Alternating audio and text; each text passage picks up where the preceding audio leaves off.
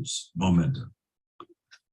You begin to have momentum when you begin to see results. Momentum is not possible if you're not winning. I've never, a losing team never gets momentum. I mean, if you're getting beat up in a game and you're way behind, there's no momentum. It's the progress that gives you the belief, that gives you the ability to, as sports announcers say sometimes, play over your head. Well, what does that mean? You just play on a level you normally wouldn't play on, but it's because you're making progress. So what happens is progress creates momentum, which creates more momentum to give you the progress that you need. So let's talk about the fact that momentum is a leader's best friend. What I mean by that is that momentum is the great exaggerator, and it is. Once you have momentum, it really makes you think you're better than you are. It does. Like, have we seen teams that did play above their heads, and you think, wow, they're just not that good, but they got momentum, and all of a sudden everything's going their way. You see, momentum is a great exaggerator in a positive sense, just like loss of momentum is a great negative exaggerator. When you start losing momentum, all of a sudden you think you're worse than you are. And so with momentum, it exaggerates the positive. Without momentum, it exaggerates the negative. But here's what I know. Momentum is a great exaggerator. So it's a leader's best friend, because when you have it, it makes you and everybody else on your team look better than they really are.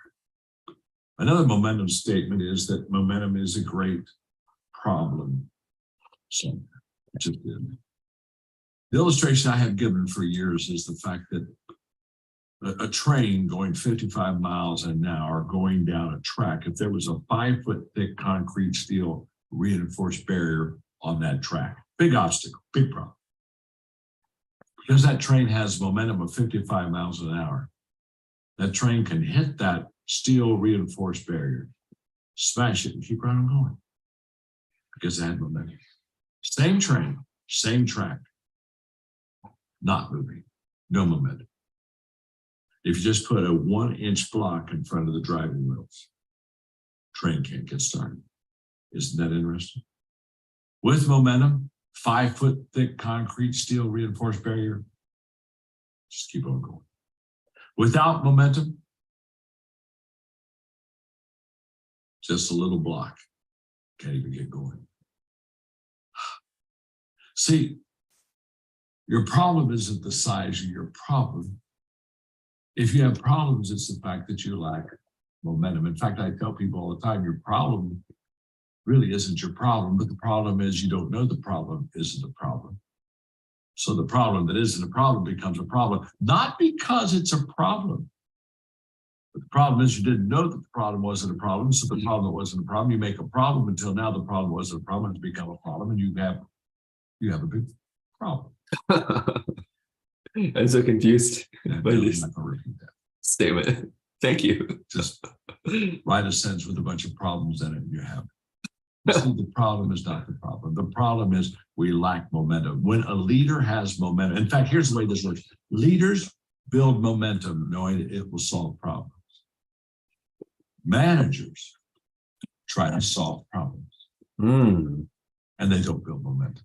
That's why for management, many times problems are much more difficult than they are for leaders, because leaders are creators of momentum. Wow. And great leaders understand the power of momentum, and they catch it. As I said, momentum makes you look better than you really are. And in fact, when I had a direct leadership with organizations that I led, if I was having a player that was going to go somewhere else, I always wanted to have a what I would call an exit dinner with them. And the main reason was to wish them well. Just say, hey, look, thanks for helping me. Now, God bless. Do good. Make yourself proud. But I would also, in that exit interview or time with them, that dinner, I would also introduce them to some reality, because Max Dupree says that, the first responsibility of a leader is to define reality. And I would sit with them, and here's what I would say. Don't miss this. I would tell them, you've been living in a leadership bubble. A leadership bubble is a place where good leadership happens. And because of that, the people inside that bubble, they do better than they normally would do because problems are more quickly solved and situations are better handled. And because of good leadership, everybody does better. It's a bubble that we're all in when there's good leadership. And I would say to them very candidly, you're about to leave the bubble. Now, what that means is what you did that was maybe fairly easy here, it'll be more difficult when you go somewhere else. Not because you can't do the function, it's just because you don't have the leadership culture and environment that you had. And it's okay. I just want you to know that. So when it gets a little more difficult for you, you don't think you did something wrong. You didn't do anything wrong. You just got out of that leadership bubble. Now, here's what I know. The leadership bubble always contains momentum. My good friend, Jamie Kern-Lima, who with It Cosmetics, her and her husband literally built that little organization and finally sold it to L'Oreal for 1.3 billion. She's a terrific leader. One day we were talking and she said, John, too many people, they confuse success with the tailwind. And they get a tailwind and they get momentum and they begin to say, hey, I don't have to work hard. We're moving faster than we've ever moved before. You see, the tailwind very quickly will stop. The momentum only stays momentum if you never take it for granted and stay in the game. Here's what I say. If you have momentum, work harder than you've ever worked before. Now, if you have no momentum, that's the time to take vacation. Nothing's happening. Nothing's going anywhere. When you're done with your vacation, it's still there. So many times we relax with momentum, thinking the momentum, that tailwind is going to take us where we need to be. If we do it rightly, though, we don't treat it like tailwind. We treat it like the engine. Keep it going because momentum is a leader's best friend. Wow.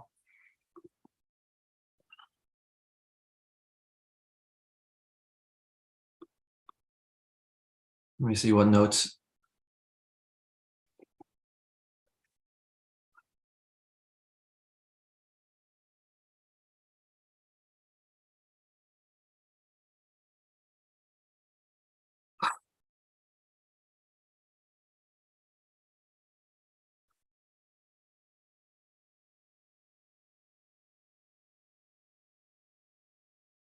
It's the great exaggerator.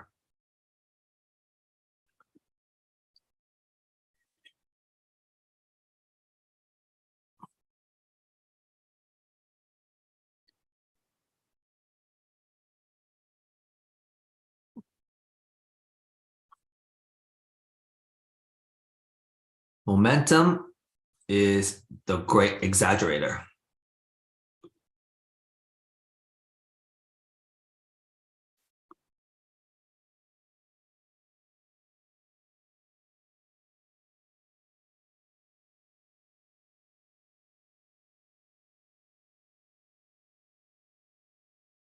Good leaders create the big momentum, but leaders try to catch it. Don't.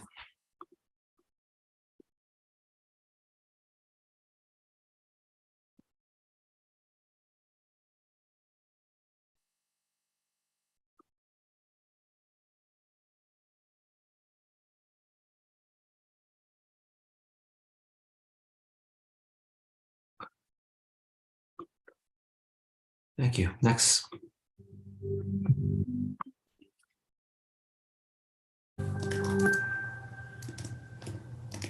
Law number 17 of the 21 irrefutable laws of leadership is the law of priorities. Simply stated, leaders understand that activity is not necessarily encouragement.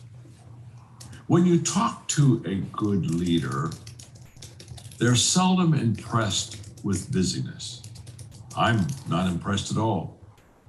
I know a lot of busy people that are not very effective in their life, not because they don't work hard, but because they've never prioritized their life correctly. When I was very young in working on a business degree, I can still remember sitting in a marketing class, and the Pareto principle, the professor that day taught us this 20-80 principle. This man named Alfredo Pareto, he was an Italian economist. And basically he said that you need to prioritize correctly.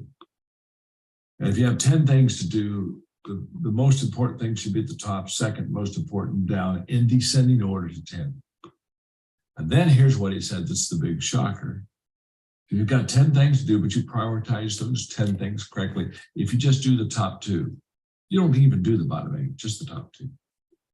He said you'll get an 80% return of everything you want in life. That day when the professor taught us the Pareto principle, as I'm taking notes, I'm saying to myself, I'm very young, but I'm saying to myself, I have to be a student of Pareto. And so I was. I started reading everything that he wrote about, and I started practicing the 20-80 principle with priorities. And all right, here are 10 things I need to do, but which is the most important? And then I said, okay, I may not get my list of 10 done because, again, my goal isn't to stay busy.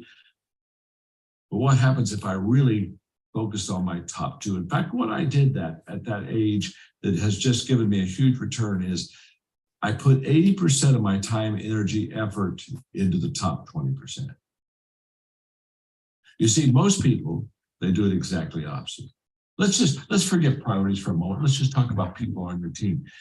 20% of the people on your team will give you 80% of the return. They just will. Trust me, it works every time. So prioritize your people according to return. The first person at the top gives you the highest return. The second person gives you the second, right down to the bottom. And what Pareto would teach you is if you gave 80% of your time to the top 2 people out of 10, you get your greatest return. But what we do is we put 80% of our time in the bottom 10 or the bottom 2. Because they're the ones that need the most help. We say, oh my gosh, I got to work on them. And they're the ones that need us. And they're the ones that are saying, can you help me? And what Pareto says is this will not give you the return. In fact, if you work with the bottom 20%, you don't get an 80% return. You get very little. Now, I took the Pareto principle, which literally I studied and practiced and changed my life. And as I grew, out of it came what I teach is the 3 R's. If I'm going to prioritize correctly, I got to ask myself, what's required of me? What gives me my greatest return and what gives me my greatest reward? Those 2 things. All of us have things in our job that are required of us to do. We just have to do them. But what gives me the greatest return? Look at those things I have to do, and which ones are those things when I do them produces the best results. And I ask the reward question because all of us have things in our job that are required of us to do. Just have to, I got to ask myself, what's required of me? What gives me my greatest return and what gives me my greatest reward? Those 2 things.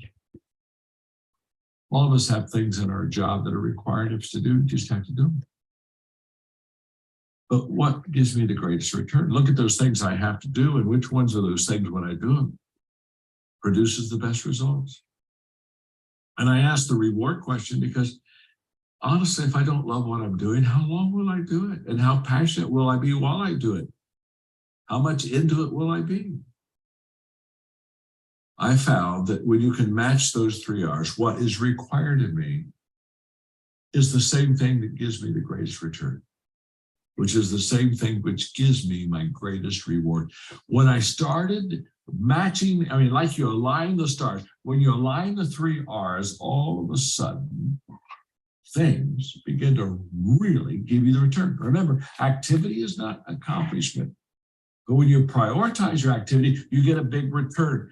And so I would encourage you to prioritize your life based upon 3 things: your values, your mission, and your strengths. You need to prioritize your values because that's what's important to you. To your. Make sure that your values align up with your vision, your activity. Mission is what you must do. I got to make sure that what I must do is hitting that top 20%. And strengths are what I do well. So when I take my strengths and match them up with my mission and with my values, all of a sudden I'm doing what is truly who I am, and I'm doing what is truly what I should do, but I'm maximizing it by doing my strengths. So in my life, for example, my values are leadership and transformation. My values are helping leaders to reach their potential. That's why I'm teaching you in these lessons on the 21 laws, because I want to help you, because you're a leader that you can get better.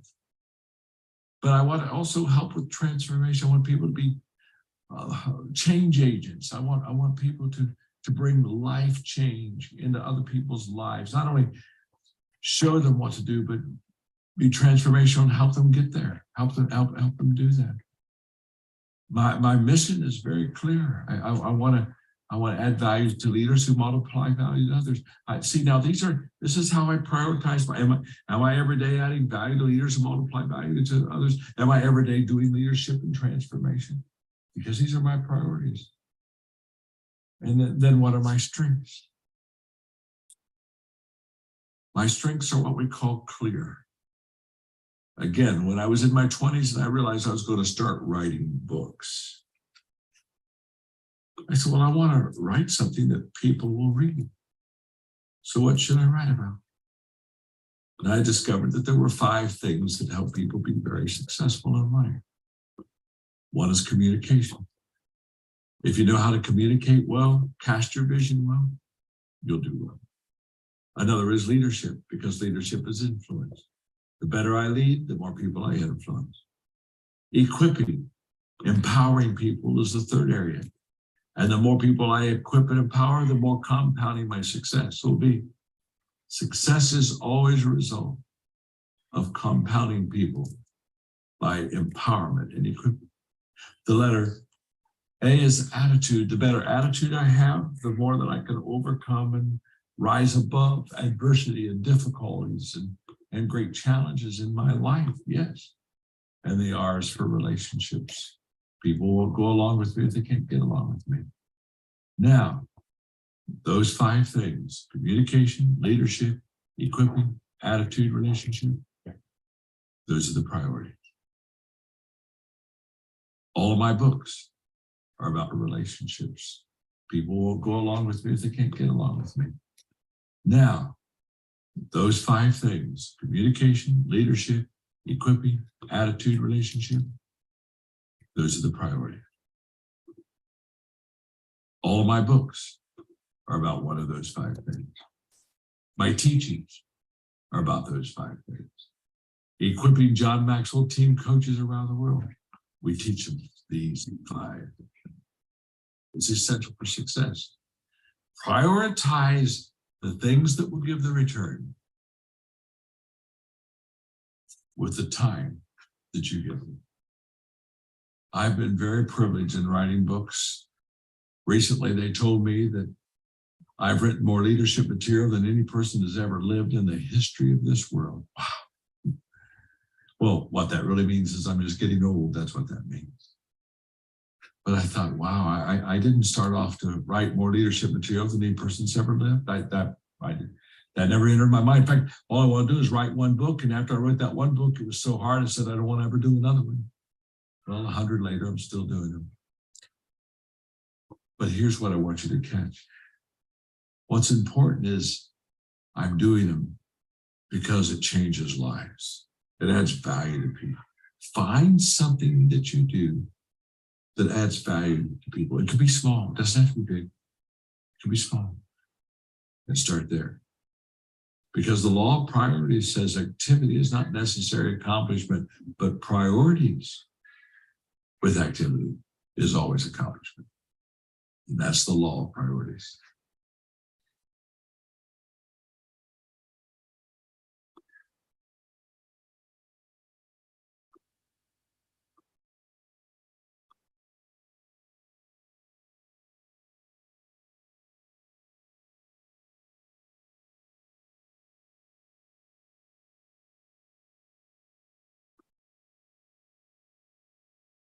In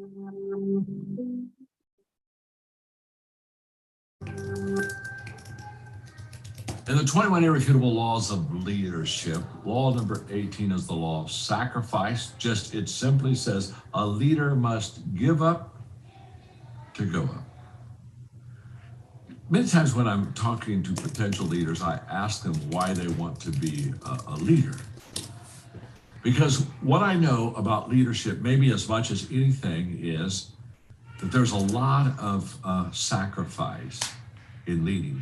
First of all, one of the great changes a person makes from a follower to a leader is the moment that you lead others is you put others first. It's really, literally, all about them. And so there is a leadership sacrifice that makes a leader very effective.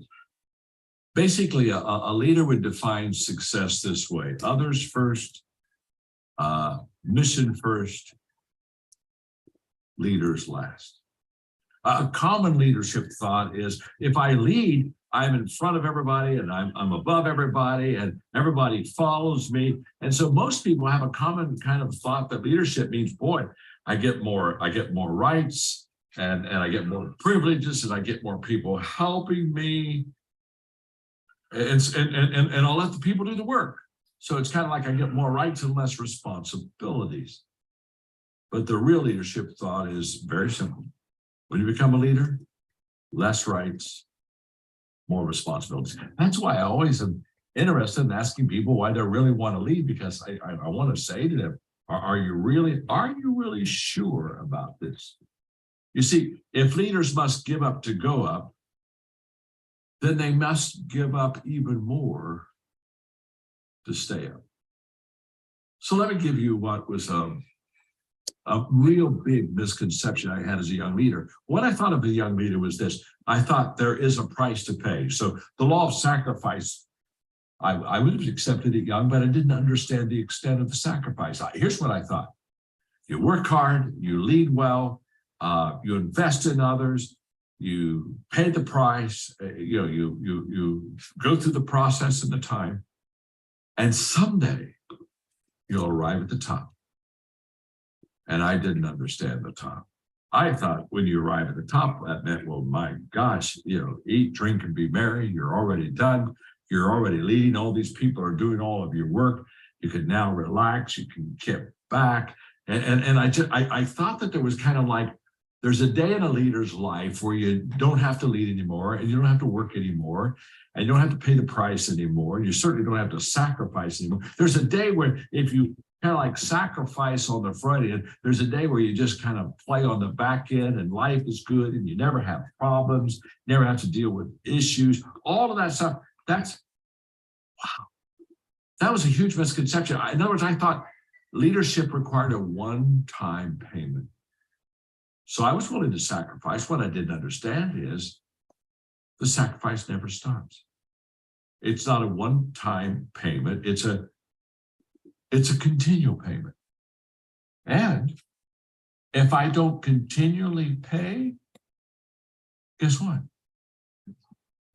I no longer lead. I see this happen all the time. I mean, if you love sports, you see it happen in the sports world continually. Think about it for a moment. Seldom does a team that wins a championship repeat the next year to win the championship again. Now, why is that? Many times, the team that won the championship in year one has the same talent that they had in year two. So it's not the fact they lack the talent. Why didn't they win the championship? It's very simple. Because when you win the first championship, there's a tendency for you to want to hold the trophy, to take pictures, to go on the banquet tour and tell everyone else how to win a championship. And I call it the chicken tour, where you go from banquet to banquet and you just eat chicken and tell everybody how good you are. And guess what you do? You stop paying the price. You basically think last year's sacrifice will win this year's championship. And it doesn't. And it never will. This is the myth that we have with the law of sacrifice. We have a tendency to believe that I pay the price and then I take it easy. And so I watch people in life get to a certain position. They worked hard to get there. And then when they get that position, they stop working. I'm 75. I can tell you, I'm still leading. I'm still growing in my influence, but I'm still sacrificing. There's no way that you can stay on top without continual sacrifice. So you have to give up to go up, and you have to keep giving up to stay up. Now, I'm not trying to get a dark picture of leadership, because I love leading, because I need to help people and add value to people. And when people ask me, why do I stay motivated? Why do I stay in the game? It's because I see what happens when you help people. I watch people every day improve, get better. Their life has changed. They're better in their business. They're better in their family. They're better in their community. And that's why I stay in the game. That's the fuel that feeds me. But along with that fuel that feeds me to stay in the game, to help you get better, to improve your leadership by teaching the 21 laws for you, the fuel that gives me that energy is also the fuel I need to understand sacrifice is required. In fact, let me explain it to you this way. If you succeed without sacrifice, somebody before you paid that price. And if you sacrifice, but you don't succeed, somebody behind you will succeed.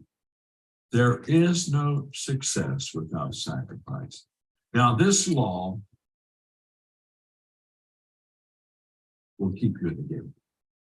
It's like the person who, I was at a large conference speaking, and I was teaching on leadership, and people were taking notes and laughing, and oh, it was a magical day. It was just a great day. And so we're kind of wrapping it up, and I'm signing books in the last session before the end of the day. And some kid came to me and said, man, he said, I love this. I love what you're doing. This is so much fun. I'm taking pages of notes. He said, I've decided I want to be what you do. So that's good. I said, I have a question for you. Would you like to do what I did? So you can do what I do. Of course you want to do what I do. Whenever you see some great champion score a touchdown or hit a home run, you say, man, I'd like to do what they do. Yeah, of course. We always want to do what they do. But what they do is because of what they did. And if they didn't did, then they don't do. Of course. And so you don't go back and say, I want to do what you do. You go back and say, I want to do what you did. And if you do what they did, you probably could maybe someday do what they do. But if you don't do what they did, then you do. The law of sacrifices, you don't want to be a do. You keep paying the price. Why? The price is worth it, because you add so much value to other people. But there's no success without sacrifice. You have to give up to go up. That's a fact of life. That's not optional. That's not under consideration. It's a fact of life. That's the law of sacrifice. Thank you.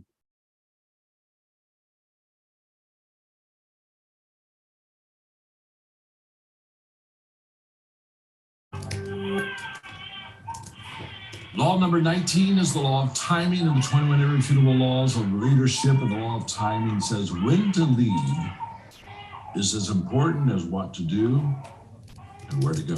When we think of leadership, we're thinking of direction, where to go. We're thinking of priorities, what should we do? But timing maximizes what we should do and where we should go. So timing is almost like this magic law that once we really get it down, it really enhances where we go and what we do. But the law of timing is a very difficult law to teach. It's like the law of intuition. Remember, I said of the 21 irrefutable laws of leadership, there were 2 laws that were the most difficult to teach others, and that was the law of intuition, and now this one, the law of timing. And the reason, again, is it does favor people that have a giftedness toward leadership, because you're intuitive in the area of your giftedness. We've already talked about that. What I really need is for, Kenny Rogers to teach you the law of timing. Remember that great song, The Gambler? Oh, one of the great hymns of the church, okay? Love the Gambler. And what did Kenny say? He said, well, you got to know when to hold them, you got to know when to fold them, you got to know when to walk away. Hey, you got to know when to run. Now, whatever that gambler knew at that table, that intuition is not only true and maybe winning a game of cards and poker, it's also true in winning in leadership. So how do we know? How do we know when you hold and fold and walk away, right? I mean, how do we know those things? Okay. I'm going to give you what I think timing requires, okay? I think, first of all, it requires intuition, and we've already said intuition favors a person that's gifted, and so therefore timing also favors a person that is gifted in leadership. Again, we are intuitive in the area of our giftedness. We understand timing in the area of our giftedness. So you cannot eliminate giftedness and intuition. It's part of understanding timing. Another thing that timing requires is the ability to see the big picture, because being able to see the big picture allows you to understand that what some person may think is necessary now isn't at all necessary. Maybe not only now, but maybe ever. When you see the big picture, you understand everything. And when you understand and see everything, then you really understand, well, this isn't really the right time. How did you know it wasn't the right time? Because you see the big picture. It also, and I've talked about this already briefly, it does include, leadership giftedness. I think that timing requires emotional strength. How do I say that? If you're emotionally strong, you're willing to wait. If you're emotionally mature, I think of the gratification culture that we live in today. There's something about being emotionally strong and emotionally mature that allows you to understand and wait for the right time. Somebody said one time, the difference between a long home run and a long foul ball is timing. And the ball went about the same distance. It's just timing was off on the foul ball where it was correct on the home run. But I think it takes some emotional maturity, emotional strength. It takes leadership experience. Here's what I know. The more leadership experience I've had under my belt, the more timing really does not only work for me, but it's become more natural for me just because I've been there and I've done that. Now, to help you kind of understand timing as a leader, there is one thing that I have taught that seems to really work. And so let me give this to you because, it'll help you. I think it will. Here we go. Here's what I know. There are 4 times that people really change. And what leaders are not only agents of change, but they understand timing. They understand there are times when people are more prone to make changes than others. In fact, I taught when I was teaching leadership during COVID. I would tell leaders, because people are so out of their comfort zone and they are so, life is so different than it's in leadership during COVID. Understand, there are times when people are more prone to make changes than others. In fact, I taught when I was teaching leadership during COVID. I would tell leaders, because people are so out of their comfort zone and they are so, life is so different than it's ever been before. I said, it's a good time to make changes because people are numb to changes. And so if you need to make changes, it's a good time right now because, what else is going to happen. And compared to COVID, the change doesn't look quite so bad. So there's a timing with changes that really makes us a better leader. And there are 4 times when people are ready to change, and leaders understand this and they watch for this so that they can have the proper timing. People change when they heard enough they have to. People change when they see enough they're inspired to. People change when they learn enough that they want to. And then people change when they receive enough that they're able to. So as a leader, if you will make sure that you look for people, either they're hurting, so they said, I got to make a change, or they've just seen something that they, you could lie, I'm inspired to make a change. You begin to, in other words, look for these times and match your actions, your leadership actions, with the timing that people are going through. In the book, I talk about the fact that a wrong action at the wrong time equals disaster. A wrong action at the right time equals a mistake. A right action at the wrong time equals resistance, and then right action at the right time equals success. You're trying to get the right action, the right time together. But let me just say one other thing about timing. Sometimes we miss it. It's okay. I've missed it. You'll miss it. When you miss it, because it is highly intuitive, and because sometimes you're just going to miss it, immediately call time out and say you've missed it.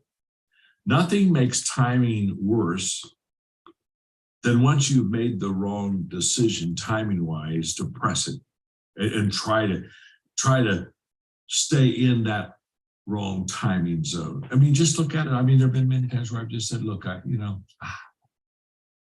didn't work, did it? It's okay. Time out. Let's just back up. Let's turn the page. That will really help you as a leader for two reasons. One is it'll help you with authenticity. People don't want a perfect leader. They do want an authentic leader. And number two is people are willing to follow you as long as you're willing to show humanness, and as long as you're willing to say, I'm sorry, and as long as you're willing to say, I was wrong. Let's back up and let's do it again. The law of timing, hard to understand, but incredible as an asset in your leadership. Okay, time out. Let's just back up.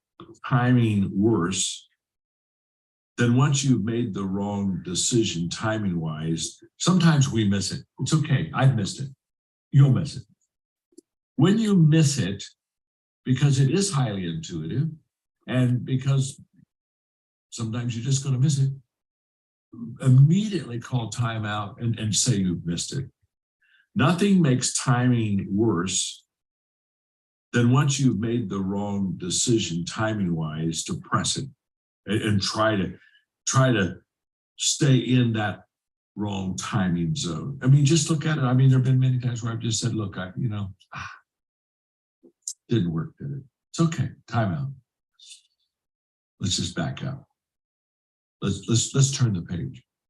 That will really help you as a leader for two reasons. One is it'll help you with authenticity. People don't want a perfect leader. They do want an authentic leader.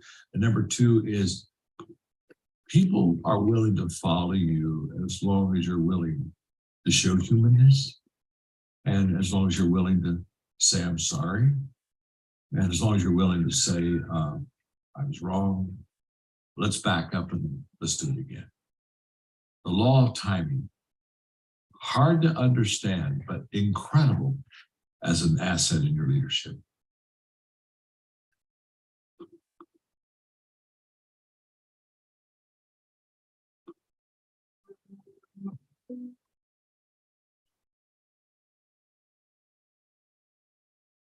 Law number 20 will truly change your life once you master it.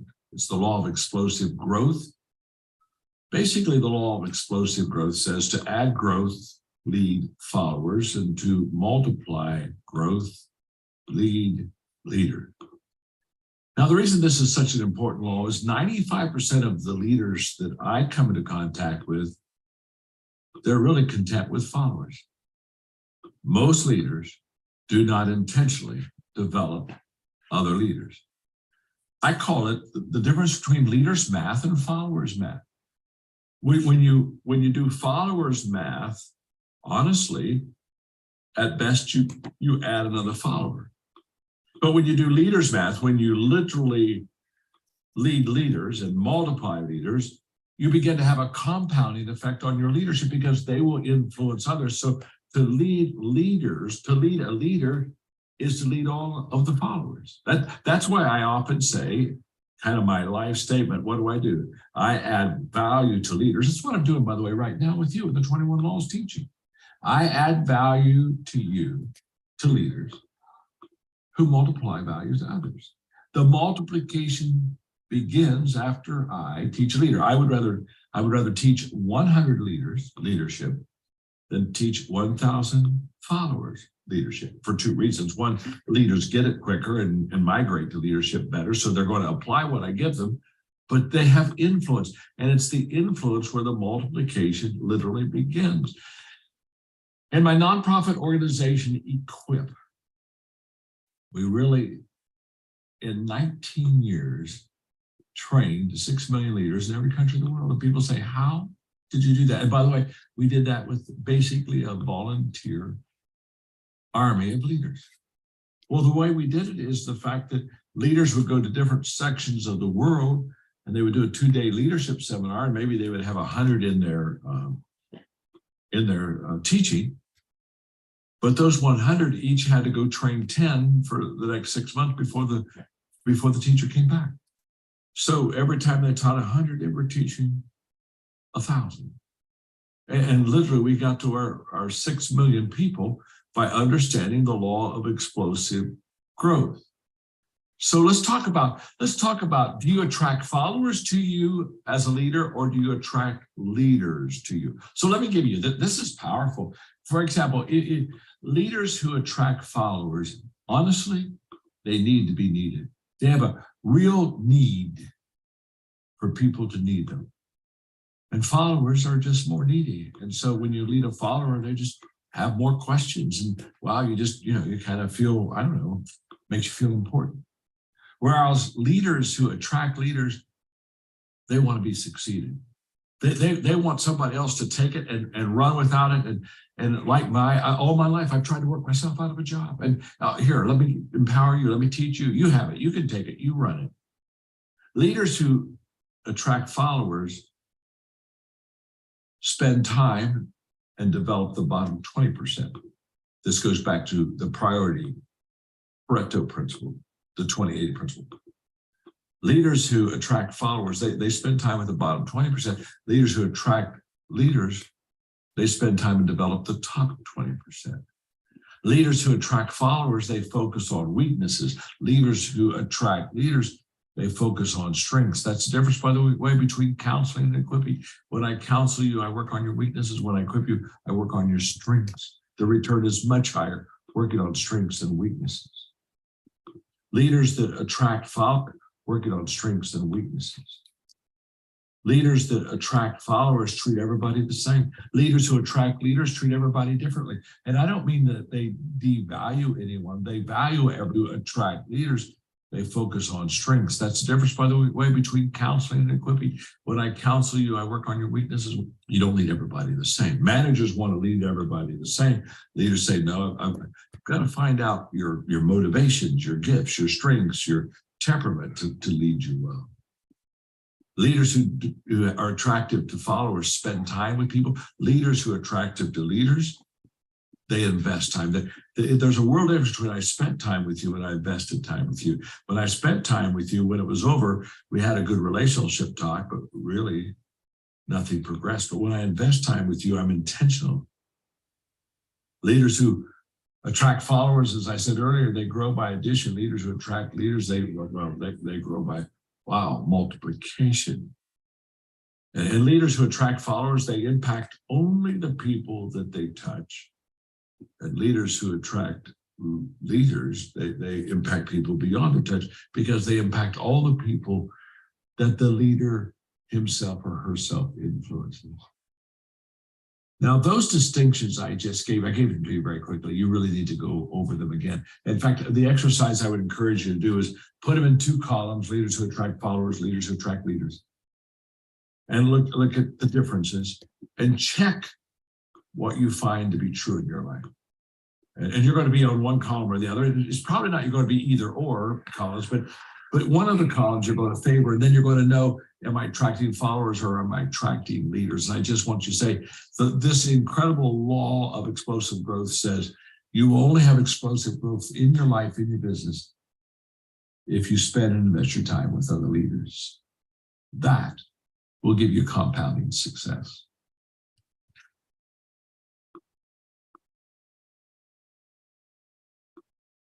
Last one.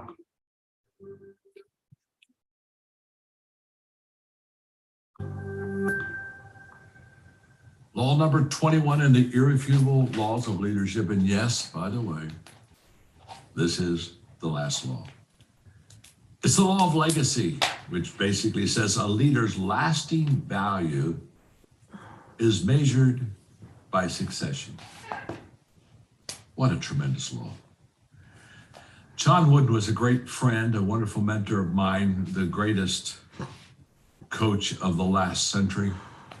Coached UCLA Bruins, won 10 national championships. I was interviewing him one time. He was probably 94. And I said, Coach, when you pass away, what do you want to be remembered for? And what he said literally caused the crowd to gasp, because this man, who is the greatest basketball coach ever, won more national championships than ever. When I said, what do you want to be remembered for? His first words out of his mouth was, certainly not for national championships. He said, I want to be known for the value I gave my players, the life principles that I taught them that helped them to become not only great ball players, but great men. I remember my last encounter with Peter Drucker and his final words to me and a small group of people that he'd spent 3 days with mentoring. He said, just remember this, your success is going to be determined by your successor. Mentor and leave a legacy. Literally in my last conversation with Jack Welch before he passed away, we were talking one day and he said, John, you need to have legs for your legacy. In other words, put your legacy in people, not in organizations, but put in people. In fact, that was part of the thing that motivated me to start the John Maxwell team, our coaching company. I wanted to have tens of thousands of people that were legs to my legacy and values. Now, to give you a legacy perspective, you need to have a clock and you need to have a compass. You need a clock that basically reminds you that time is precious and what are you doing in the time that you've been given. And you need to have a compass because you need to know where you're going. And you need to put what you're doing, the clock with the compass where you're going, and you need to put them together. And for the clock that you have in front of you, I just want you to know that people are going to describe your life in one sentence. They really are. So here's the good news. You pick it now. Don't wait till your funeral and have everybody stand up and guess. Pick now what you want your legacy to be. I want my legacy to be that I add value to leaders who multiply value to others. I don't want anybody guessing about what my legacy is going to be like. You see, it's what I call the exchange principle. Every person passing through life will leave something and take something. And the exchange principle is very simple. Leave more than you take. Don't be a consumer, be a contributor. It's the advice that Angela Arendt gave me when she said, my father's advice to me when I was a child was, give 60, take 40. She said, all my life, I've tried to give more than I've taken. And she said, I've just found that if I give 60 and take 40, she smiled, she said, 40 is enough. So when you think of the legacy, you look at the clock and say, what am I doing?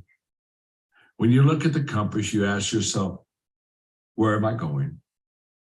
And then, wow, you want to have companions in your legacy. In other words, you don't want to take the triple load. Is there anything, I don't know, would there be anything more disappointing than to cross the finish line all by yourself? No one to celebrate with, nobody to high five, nobody to say, look what we did. You want to have a clock that reminds you of the time and reminds you that you got to be doing something that's going to have a productive legacy. You want to have a compass that says, this is where you're going. But the companions is all about who is going with you. And I made a decision. It was a good decision. It started literally at 40 with the law of the inner circle. Those closest to me were going to determine the level of my success. And I determined to pour myself into them. And since that time, I have just determined to put people first and to value people above everything else. And I've determined that I want to take the journey with them, that I want them to sit beside me. I don't want to tell them about the journey.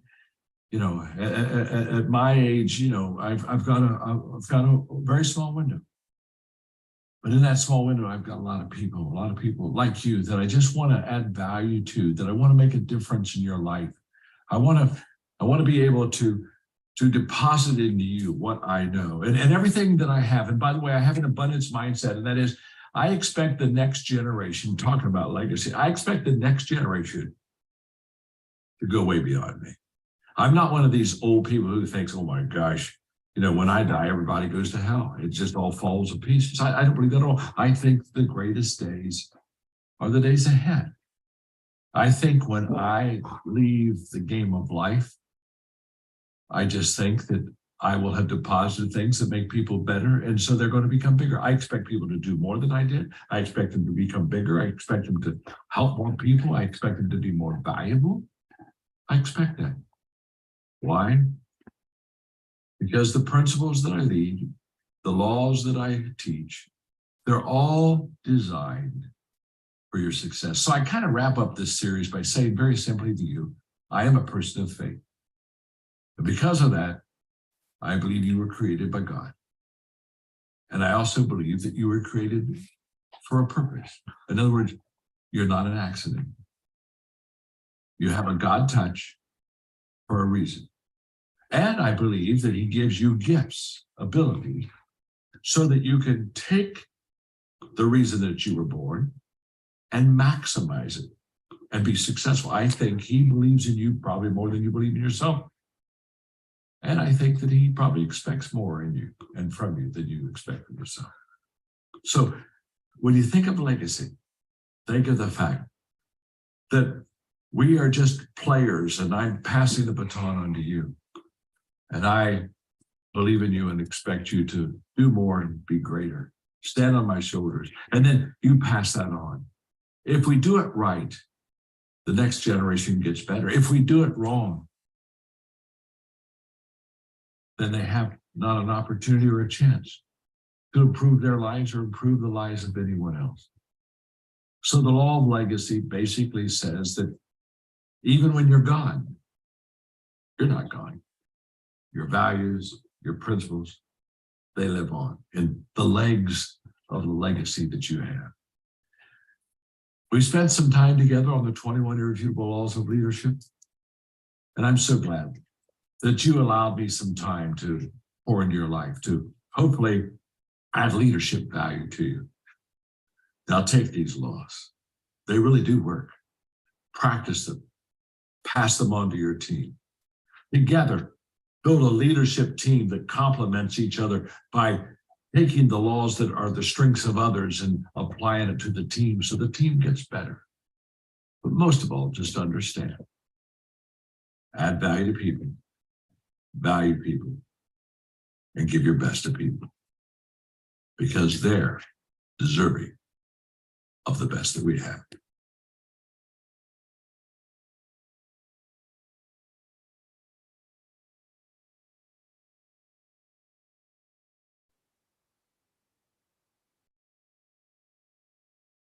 Love it. Okay.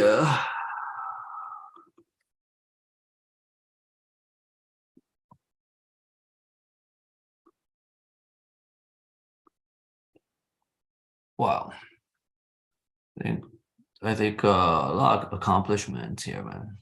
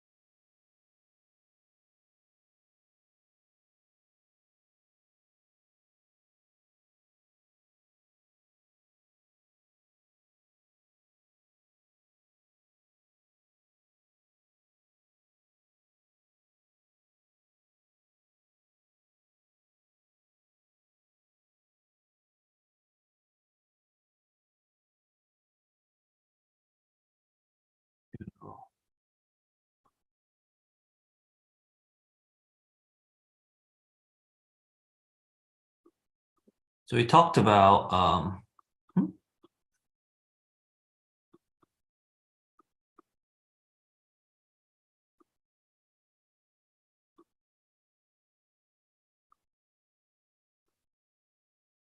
with Peter Drucker in his final words to me and a small group of people that he'd spent 3 days with mentoring. He said, just remember this, your success is going to be determined by your successor, mentor, and leave a legacy.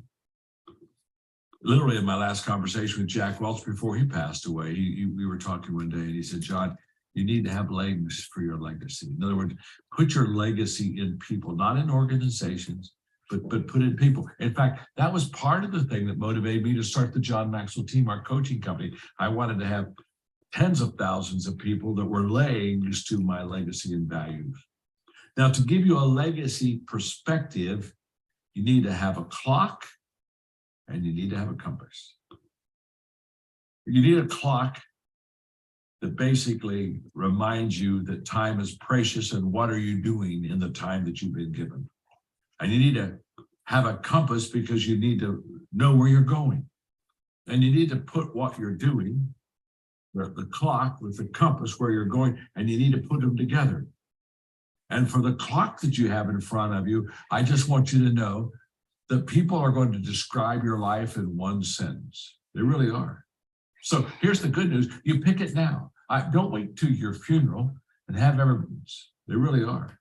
So here's the good news. You pick it now. I just want you to know that people are going, and you need to put what you're doing, the clock with the compass where you're going, and you need to put them together. And for the clock that you have in front of you, I just want you to know that people are going to describe your life in one sentence. This is the last law. It's the law of legacy, which basically says a leader's lasting value is measured by succession. What a tremendous law. John Wooden was a great friend, a wonderful mentor of mine, the greatest coach of the last century. Coached UCLA, won 10 national championships. I was interviewing him one time. He was probably 94. And I said, Coach, when you pass away, what do you want to be remembered for? And what he said literally caused the crowd to gasp, because this man, who is the greatest basketball coach ever, won more national championships than ever. When I said, what do you want to be remembered for? His first words out of his mouth was, certainly not for national championships. He said, I want to be known for the value I gave my players, the life principles that I taught them that helped them to become not only great ball players, but great men. I remember my last encounter with Peter Drucker and his final words to me and a small group of people that he'd spent 3 days with mentoring. He said, just remember that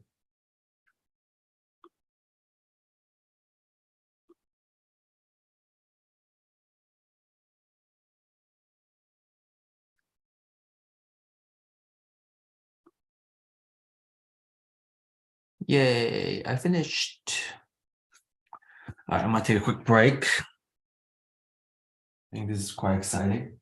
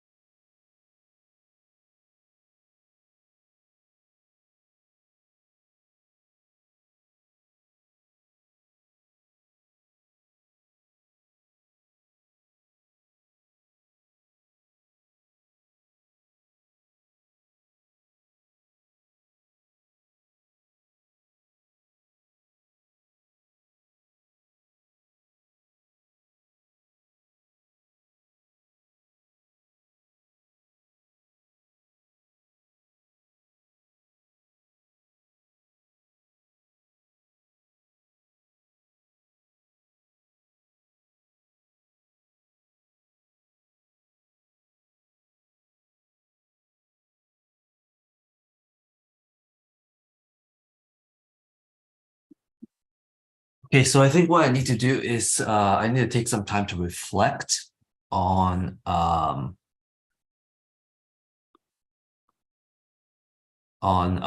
this course and also the duplicable leadership.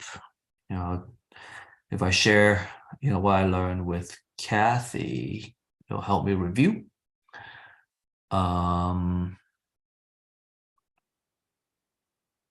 And then I will add that as part of my reflection for this past year, so I can really act on it. And this is fantastic.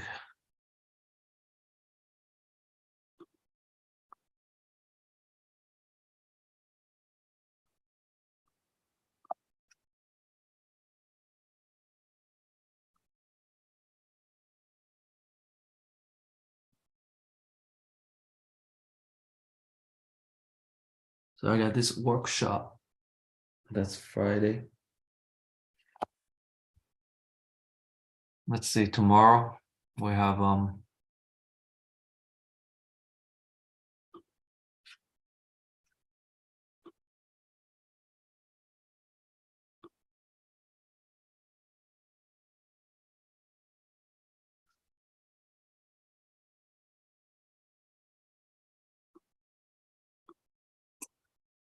tomorrow. I don't think we have an open house.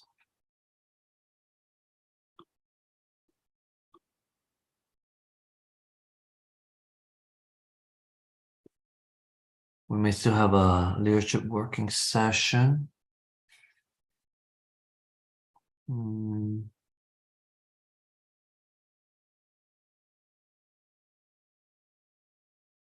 Maybe what I can do is maybe use some of this leadership thing for the working session for Friday. What's the agenda? Maybe just get to know people. I don't know.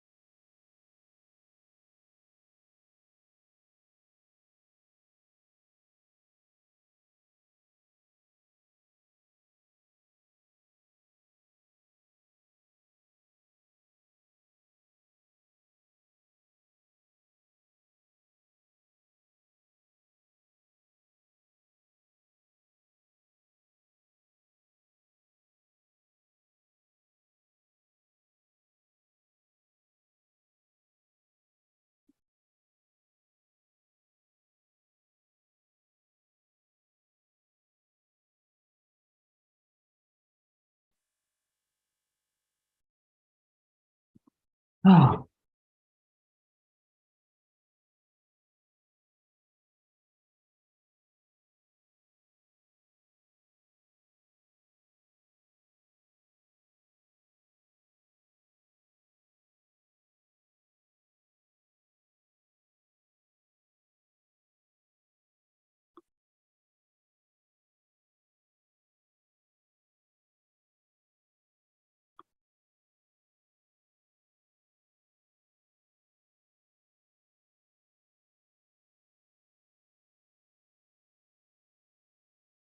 I have a Wednesday session, summary.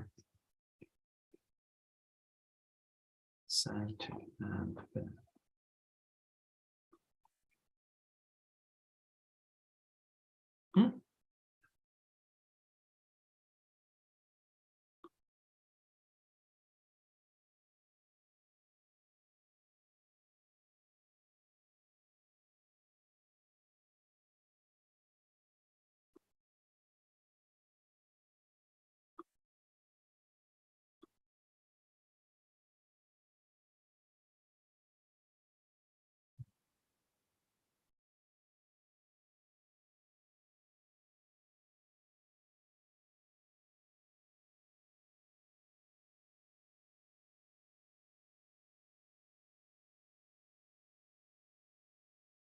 Need.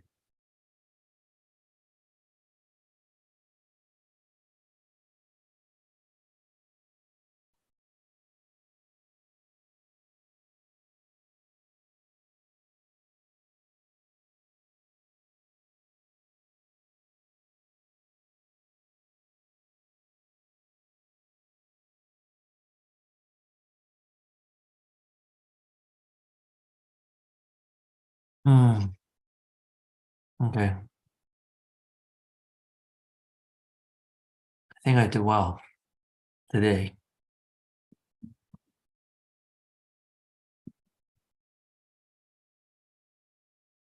I think that was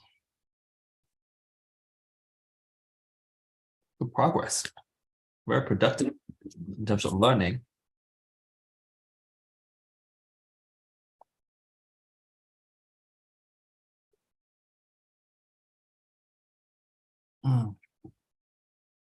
So tomorrow morning we practice. At noon we go to a birthday party. Evening I study financial planning.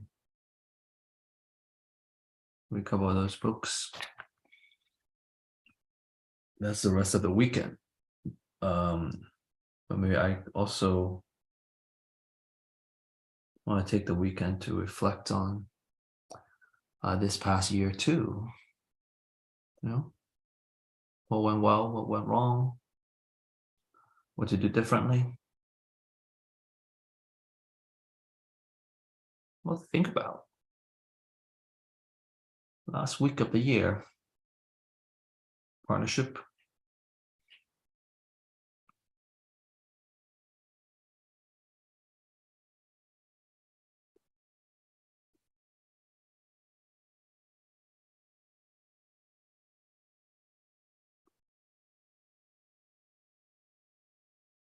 All right. Okay, I'm gonna end this session here.